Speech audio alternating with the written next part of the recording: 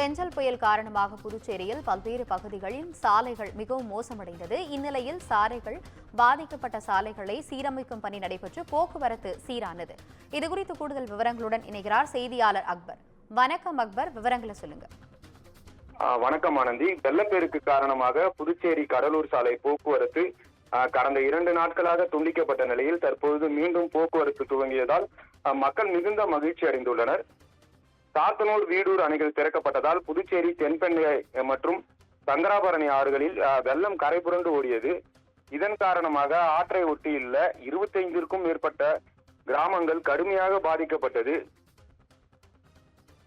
இந்நிலையில் சாத்தனூர் அணை திறக்கப்பட்டதால் புதுச்சேரி எல்லை பகுதியான கன்னியக்கோயிலில் உள்ள மணப்பட்டி ஏரி உடைந்து வெள்ள நீர் புதுச்சேரி கடலூர் பிரதான சாலை நடுவே ஆர்ப்பரித்து சென்றது. இதனால் கடந்த 2 நாட்களாக புதுச்சேரியில் இருந்து கடலூர் செல்லும் வாகனங்கள் தடுத்து நிறுத்தப்பட்டது. வாகனங்கள் ஏதும் கடலூர் சாலை வழியாக செல்ல முடியாத சூழல் ஏற்பட்டது.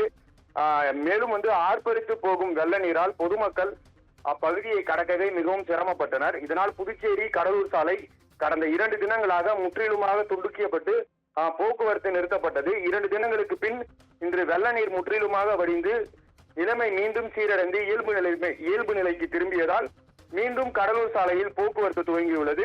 அதன்படி கடலூரில் இருந்து புதுச்சேரி வழியாக சென்னை செல்லும் சாலையில் தற்போது இயல்பு நிலை திரும்பி வாகனங்கள் வழக்கம் போல் சென்று வருகிறது.